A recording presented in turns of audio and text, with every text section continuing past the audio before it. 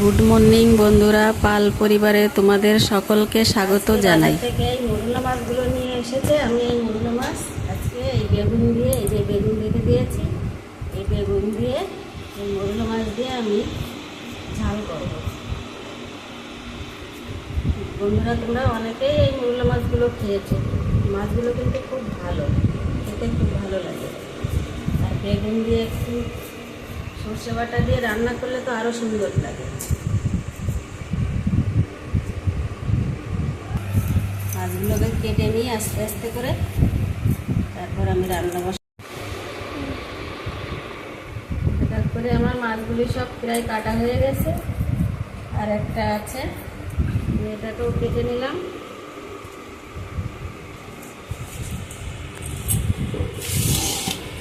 মাছগুলি সব কাটা হয়ে গেছে, আমি এবার এই বেগুনটাকে কাটবো। এটাকে কেটে নিচ্ছি লম্বা লম্বা করে।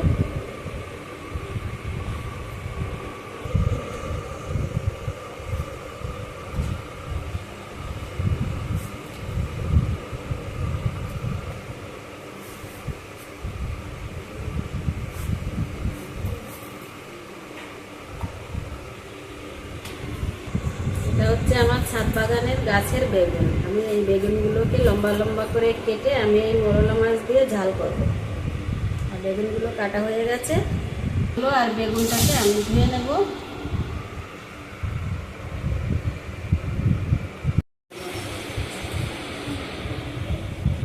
একটু লবণ দিয়ে দিচ্ছি, দিয়ে দিলাম।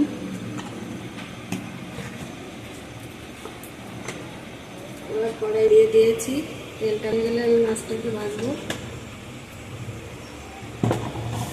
নুন হলুদটা ভালো করে মাখিয়ে নিই মাছে। গরম হয়ে গেছে, নুন হলুদ মাখানো হয়ে গেছে মাছে। এবার আমি মাছটাকে ছেড়ে দিচ্ছি তেলে। এবার একটু পাঠিয়ে দিই।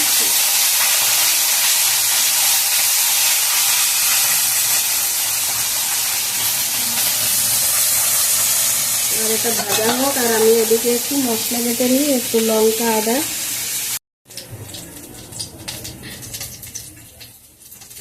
মাছটা আমার এক পিঠ ভাজা হয়ে গেছে, আবার এই আর এক পিঠ অন্য পিঠ উল্টিয়ে দিলাম, দিয়েছি। সব একবারে উল্টে গেছে,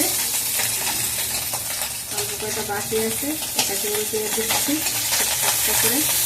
আর মাছগুলো ভাজা হয়ে গেছে, মাছগুলো সব তুলে দিয়েছি।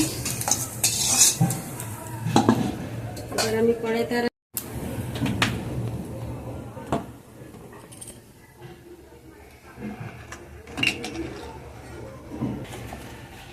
একটু নুন হলুদ মাখিয়ে নিয়ে আমি এবার বেগুনটাকে ভাজবো।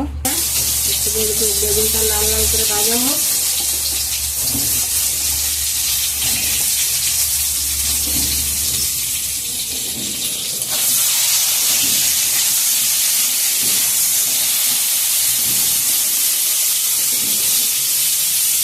বেগুনটা তুলে দিলাম।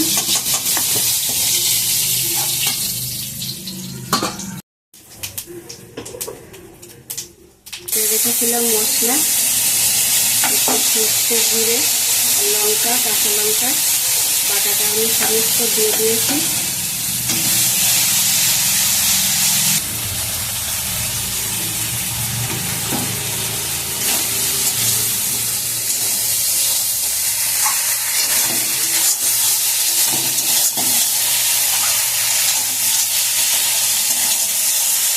তো মাছগুলো ঢেলে দিলাম।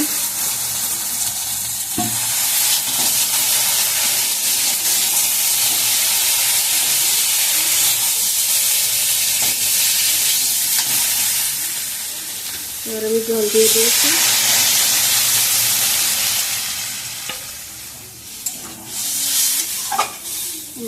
মাছের ঝাল,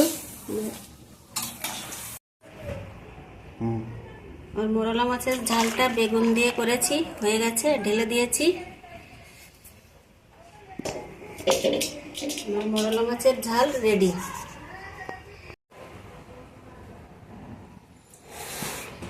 বেগুন দিয়ে মোরলা মাছের ঝোল আমার রেডি হয়ে গেছে। আমি এর উপরে একটু জিরের গুঁড়ো ছড়িয়ে দিয়েছি। এটা খেতে খুব সুস্বাদু হয়। বেগুন দিয়ে করলে ভালো লাগে খেতে।